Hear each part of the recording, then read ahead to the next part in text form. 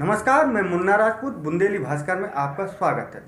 बुंदेली भास्कर के खास मुलाकात कार्यक्रम में आज हमारे पास स्टूडियो में फिर से मौजूद हैं अरुण उपाध्याय जी।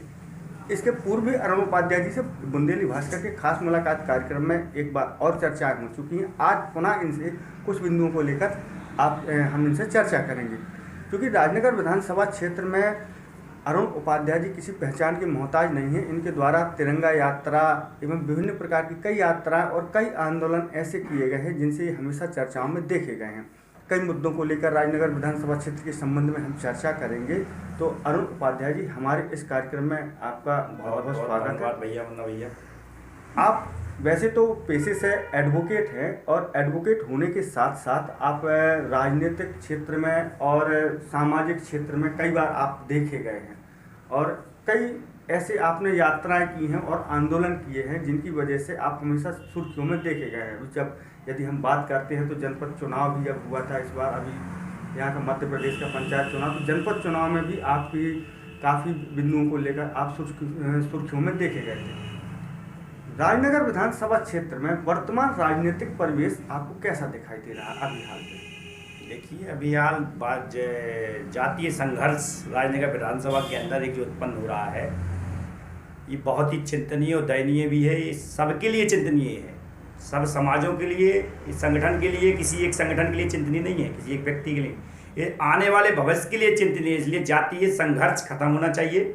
हम सब एक बात को लेकर के काम करते हैं, जिस विचारधारा को लेकर मैंने काम किया है, हम सब भारत माँ के लाल, छुआछूत का कहाँ सवाल। छुआछूत की बात खाने पीने की हो सकती है कि कोई मांस मदिरा का सेवन करता है, कोई नहीं करता है, तो उनकी बीच की मर्यादा हो सकती है। कोई साफ सफाई से रहना चाहता है, कोई साफ सफाई से नहीं रहता है, तो उस बात की मर्यादा हो सकती है। लेकिन जातीय संघर्ष नहीं होना चाहिए। हम सबको एक साथ मिलकर के, भारत माँ के लाल हैं हम सब, भारत माता की सेवा के लिए हम सब काम करते हैं। सबका उद्देश्य एक ही है कि भारत विश्व गुरु कैसे बने। चलिए अरुण उपाध्याय जी, एक और अहम बात, आपकी पिछले कुछ वर्षों से हम देख रहे हैं, लोग भी स्थानीय राजनगर विधानसभा क्षेत्र के लोग भी देख रहे हैं कि आप विभिन्न मुद्दों को लेकर सुर्खियों में देखे जाए। तो क्या इसका अंदाज़ा यह लगाया जाए कि इस बार जो विधानसभा का चुनाव होगा उसमें आप विधायकी के पद की दावेदारी कर सकते हैं? देखिए, मैं भारतीय जनता पार्टी का एक छोटा कार्यकर्ता अपने आप को मानता हूँ, लेकिन राजनीतिक क्षेत्र में यदि अपेक्षाएं नहीं हैं तो राजनीति नहीं करनी चाहिए। राजनीतिक क्षेत्र में बिल्कुल मेरी भी अपेक्षा है। मैंने संगठन के लिए काम किया, मेरे पिताजी ने संगठन के लिए काम किया, मैंने पूर्णकालिक जीवन जिया। मैंने जीवन के 10 वर्ष महत्वपूर्ण विद्यार्थी परिषद भारतीय जनता पार्टी को दिए हैं, मैंने कुछ लिया नहीं है अभी तक। और मैं निश्चित तौर पर क्षेत्र में घूम रहा हूँ, क्षेत्र में जा रहा हूँ, क्षेत्र की पीड़ा को समझ रहा हूँ। मैं निश्चित तौर पे मांगूंगा टिकट। पार्टी का काम है, शीर्ष नेताओं का काम है देना या नहीं देना, वो उनका काम है। मांगने का काम मेरा है, मांगूंगा पूरी दमखम के साथ। भारतीय जनता पार्टी से विधानसभा की टिकट की दावेदारी करूँगा और टिकट मांगूंगा। तो आपने टिकट की जो बात कही है, लेकिन ये भी सुनने में आ रहा है अभी हाल पे कि भारतीय जनता पार्टी के छतरपुर जिले के वर्तमान जिला महामंत्री अरविंद पटेल जो भारतीय जनता पार्टी के पूर्व प्रत्याशी भी रहे हैं राजनगर विधानसभा क्षेत्र से, उनकी जो कार्यशैली यहाँ पर चली, जो विभिन्न प्रकार के कार्यक्रम चल रहे हैं, उनको देखते हुए ऐसा लग रहा है कि वो तो इसके प्रबल दावेदार हैं। इस पर आप क्या कहेंगे? देखिए, भारतीय जनता पार्टी को जितना मैं समझता हूँ, जितना मैंने नज़दीक से देखा है, यहाँ कोई प्रबल कहीं नहीं होता है। सब संगठन तय करता है कौन को टिकट देना है, कौन को नहीं देना है। यहाँ मैंने अच्छे अच्छे अर्श वालों को फर्श पे आते हुए देखा है और अच्छे अच्छे फर्श वालों को अर्श पे जाते हुए देखा है। सब समय का खेल है, पार्टी के सिद्धांतों का खेल है। जो पार्टी के सिद्धांतों को लेकर के जनता की राय बनेगा, जनता में लोकप्रिय होगा, जनता के लिए काम करेगा, जनता के लिए दिन रात सोचेगा। जो अपना घर नहीं भरेगा, अपने घर की नहीं सोचेगा, अपने महल बनाने की नहीं सोचेगा, अपने आप को मजबूत करने की नहीं सोचेगा, एक गाड़ी से फॉर्च्यूनर गाड़ी पे जाने की नहीं सोचेगा। जो जनता के लिए काम करेगा, कुल मिलाकर की जनता उसको आगे बढ़ाएगी। निश्चित तौर पे यहाँ कोई प्रबल नहीं होता। आपकी एक बात को मैं नकारता हूँ यहाँ कि प्रबल है, पूर्व हो सकता है, कोई प्रबल नहीं होता है। कोई किसी का स्थायित्व नहीं है भारतीय जनता पार्टी में। संगठन को जो लगेगा, संगठन को लगेगा अरुण उपाध्याय अच्छा है, अरुण उपाध्याय लड़ने लायक है, तो अरुण उपाध्याय को लड़ा दिया जाएगा। संगठन को लगेगा यदि अरविंद पटेल लड़ने लायक है तो अरविंद पटेल को लड़ा दिया जाएगा। संगठन को लगेगा कि ना अरविंद पटेल लड़ने लायक है, ना अरुण उपाध्याय लड़ने लायक है, तीसरे व्यक्ति को लड़ा दिया जाएगा। ये भारतीय जनता पार्टी है, इसमें कोई तय नहीं है कुछ। ये चुनाव के समय हमारी चुनाव समिति बनेगी, प्रबंध समिति बनेगी, ये सारे लोग बैठ करके निर्णय करेंगे। हमारे उस समय के हमारे अध्यक्ष जी निर्णय करेंगे, हमारे आदरणीय शर्मा जी, हमारे उस समय के सीएम साहब निर्णय करेंगे, हमारे आज के सीएम साहब जी हैं, उस समय भी यही होंगे। इनके नेतृत्व में हम सब चुनाव लड़ रहे हैं, हमारे अध्यक्ष जी के नेतृत्व में हम सब चुनाव लड़ेंगे। तो ये लोग तय करेंगे, सीनियर नेता तय करेंगे कि इनको टिकट मिलनी है। कोई भारतीय जनता पार्टी के संगठन से ऊपर थोड़ी है ना अरविंद पटेल, नारायण उपाध्याय। अभी अरुण जी, एक ज़्यादातर छतरपुर जिले के कई स्थानों पर, खासतौर पर राजनगर विधानसभा की भी हम यदि चर्चा कर ले, देखा गया है कि अधिकारी जो प्रशासनिक लॉबी है वो कहीं ना कहीं कुछ नेताओं के कहने पर काम कर रहे हैं। क्या ये बात सही है? जनता के बीच में ये मुद्दा है? मैं इस पर स्पष्ट तौर पर बोलूँगा। मेरे जनपद का चुनाव जो हुआ इस बार, और भी कई जगह जनपद के चुनाव हुए, मैं दूर की विधानसभा की नहीं लूँगा, मैं अपने जनपद चुनाव की बात करता हूँ। मेरी माताजी जनपद का चुनाव लड़ रही थी, मेरे भाई जनपद थे, एक सामंत शाही को हमने चुनाव में हराया था, हम चुनाव जीत करके आए थे। और इस बार भी हमारी प्रचंड जीत हो रही थी, हम 400 से 500 की लीड लेकर के जा रहे थे 2 पंचायतों से। तीसरी पंचायतों की वोट खुल चुकी थी, 1 बजे का समय था। अचानक वहाँ के उस समय के तत्कालीन थाना प्रभारी पंकज शर्मा जी आते हैं, अपने डंडे का रौब दिखाते हैं, हम लोगों को पोलिंग से बाहर करते हैं और खुली खुलाई पोलिंग को पता नहीं कहाँ ले जाते हैं, कहाँ रखते हैं। पूरे मध्य प्रदेश में मुझे नहीं लगता कहीं 92% मतदान हुआ होगा। घूरा में 92% मतदान फर्जी करा दिया। और इसमें मैं स्पष्ट तौर पर कहता हूँ, अरविंद पटेल जी जवाब दें कि अरविंद पटेल जी की महत्वपूर्ण भूमिका थी कि अरुण उपाध्याय का परिवार दोबारा जनपद में ना आ जाए, जनता के बीच में ना आ जाए। लेकिन यार, आप चुनाव हरा सकते हो और उपाध्याय को दिलों से थोड़ी कर सकते हो। ये आप अरविंद पटेल जी पर आरोप लगा रहे हैं? आरोप नहीं है, मैंने सीनियर आदरणीय अध्यक्ष जी को भी कहा इसमें कि आपने चुनाव तो मुझे हरा ही रहे हो, लेकिन किसी की माता का अपमान नहीं करना चाहिए। मेरी माँ जी चुनाव लड़ रही थी, मेरी माँ पोलिंग के अंदर थी, इतने फोर्स को ले जा करके 1 बजे आतंकवादियों की तरह मेरी माँ को घेर लिया गया। किसने? पुलिस ने। और ये वहाँ के तत्कालीन थाना प्रभारी कह रहे थे कि आपने मंदिर में भी उस समय गुंडागिर्दी किया। हनुमान जी का मंदिर बनवाना कोई गुंडागिर्दी है क्या? तो ये आप कैसे कह सकते हैं? किसके सारे पर काम हुआ आप तो दुनिया जानती है, आप सब लोग जानते हैं। नहीं, आप जो स्पष्ट अभी आरोप लगा रहे हैं, अरविंद पटेल जी के सारे पे अरुण उपाध्याय को तोड़ने की साजिश हो रही है, अरविंद पटेल जी के सारे पे अरुण उपाध्याय को दबाने की साजिश हो रही है। लेकिन मैं आपके चैनल के माध्यम से कह दूं, माननीय अरविंद पटेल जी, अरुण उपाध्याय कोई कठपुतली का खेल नहीं है कि जब चाहो आप धागा खींचो तो नचे, जब चाहो धागा खींचो तो टूट जाए। अरुण उपाध्याय संगठन में काम करने वाला कार्यकर्ता है। आप जितना दबाओगे उतना उछाल मार के ऊपर आएगा। मैं डरने वाले और दबने वाले लोगों में से नहीं हूँ। मेरे पिताजी ने अर्जुन सिंह की सरकार को झेला है। मेरे पिताजी ने उमा भारती के समय इस क्षेत्र में काम किया है। जब गोलीकांड हुआ उस समय मेरे पिताजी नहीं डरे, मेरे पिताजी अर्जुन सिंह की सरकार से नहीं डरे। तो मेरे पिताजी आपसे तो, और मैं डरने वाला नहीं हूँ। आपको जो छल छल करना करते रहो। मैं भारतीय जनता पार्टी का कार्यकर्ता हूँ, था और रहूँगा। एक बात और मैं आपके चैनल के माध्यम से कह दूँ, भारतीय जनता पार्टी के कार्यालय में हमारी युवा मोर्चा के अध्यक्ष कहते हैं कि इनको कांग्रेस ज्वाइन करानी है, इनको वहीं कांग्रेस से भेजना है।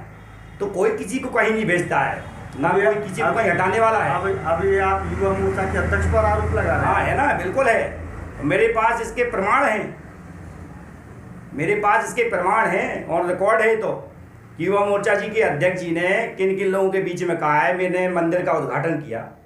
मंदिर के उद्घाटन में मैंने जिले के कार्यालय मंत्री आदरणीय अरविंद त्रिपाठी जी को अरविंद पटेल जी का कार्ड दिया। जब मंदिर का वो हुआ उद्घाटन, भंडारा हुआ, विशाल भंडारा हुआ, मैंने क्षेत्रीय विधायक के नाते क्षेत्रीय विधायक के कार्यालय में कार्ड सौंपा। एक दादाजी मुझे मिले, मेरी क्षेत्रीय विधायक से फोन पर कोई बात नहीं हुई। मैंने आदरणीय जिलाध्यक्ष जी को कार्ड सौंपा, वहाँ जाके मैंने मंडल अध्यक्ष भारतीय जनता पार्टी को कार्ड सौंपा। कोई भी व्यक्ति नहीं आया। क्षेत्रीय विधायक और उस समय की तत्कालीन नगर पंचायत अध्यक्ष जी आए। मैंने फेसबुक पे फोटो शेयर की उनकी। अब मेरे क्षेत्र के वो महाराजा हैं, मेरे क्षेत्र के विधायक हैं, तो मैं सम्मान पूर्वक अगर किसी को भाभी माँ लिख दिया तो मेरे संस्कार हैं।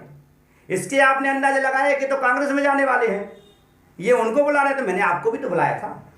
आपको समय नहीं है हनुमान जी के मंदिर में आने का, क्योंकि आपने विरोध किया था उस मंदिर का। थाना प्रभारी को भेजा था मंदिर रोकने के लिए। चलिए, ये तो आपकी राजनीतिक बातें हैं, आपकी तो मेरा ही राजनीतिक बात जरूर है, लेकिन मैं बताना चाह रहा हूँ कि कोई भी व्यक्ति, वर्तमान विधायक वो हम सबका है, कल कौन बनेगा वो हम सबका होगा। हम इस विधानसभा के मतदाता हैं, मतदाता के नाते हमको अपना नेता चुनने का अधिकार होता है।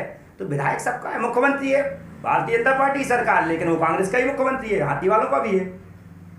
सांसद जी हैं वो सबके हैं। ऐसा नहीं लगता आपको कि कहीं ना कहीं आप जो जिले के पदाधिकारियों पर ये आरोप लगा रहे हैं, इससे आपके प्रति पदाधिकारी आपसे रुष्ट भी तो हो सकते हैं? मैं किसी पे आरोप नहीं लगा रहा हूँ। मैं आदरणीय जिलाध्यक्ष जी हमारे बड़े संवेदनशील हैं, उन्होंने मेरी चिंता की, करण को कहीं ना कहीं जिम्मेदारी में रखा जाए, प्रयास किया उन्होंने।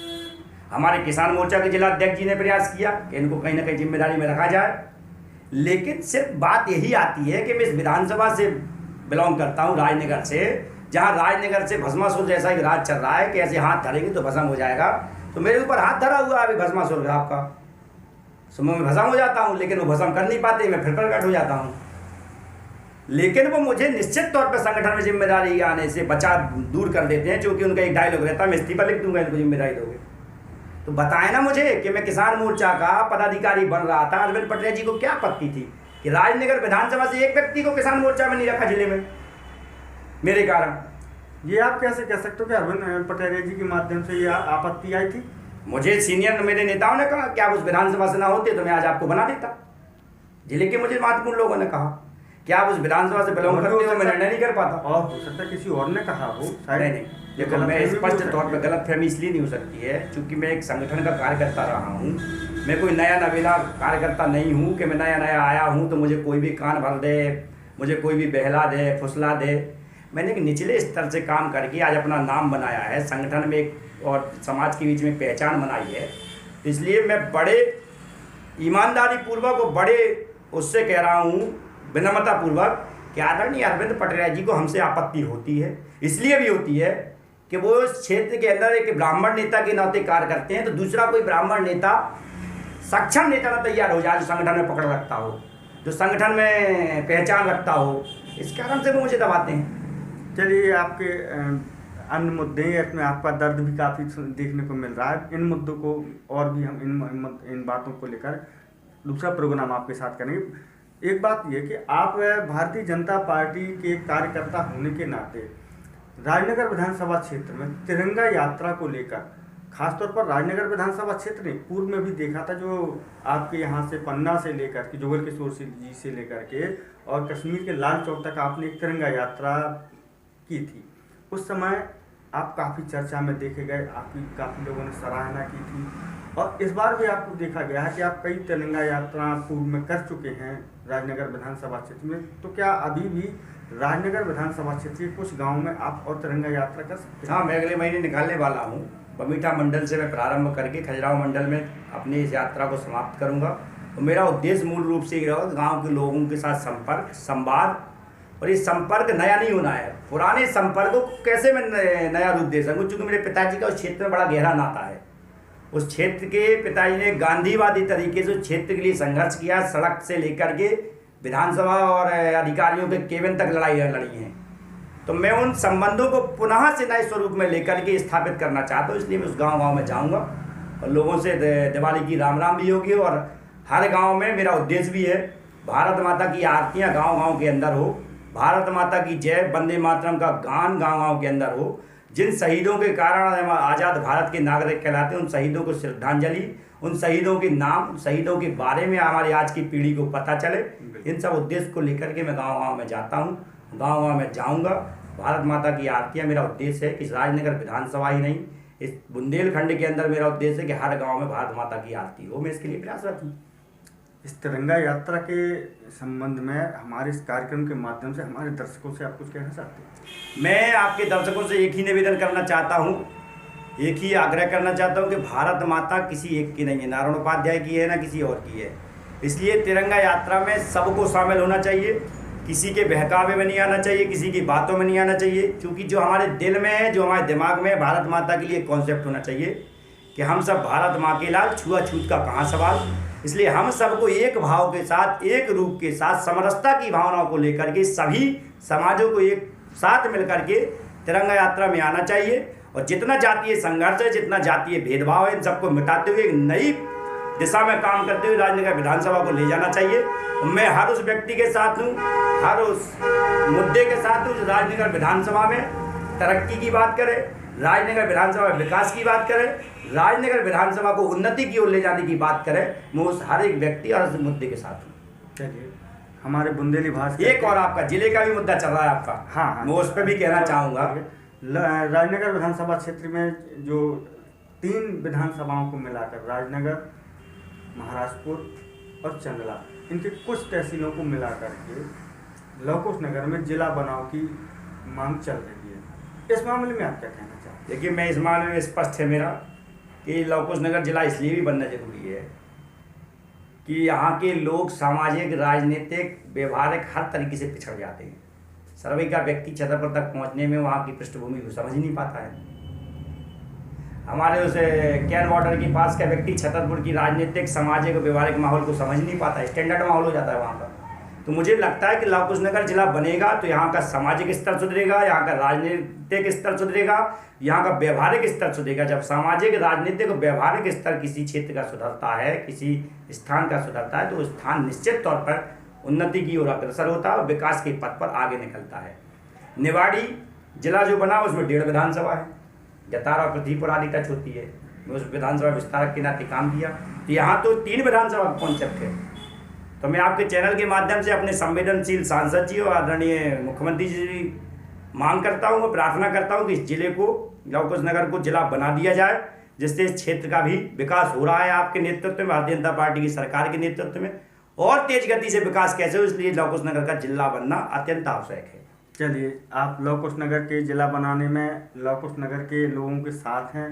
बिल्कुल, आपका बहुत बहुत धन्यवाद। हम धन्यवाद इसलिए भी ज्ञापित करें क्योंकि बुंदेली भास्कर के माध्यम से भी हम लवकुश नगर जिला बनाओ की मुहिम अपने स्तर से हम चला रहे हैं।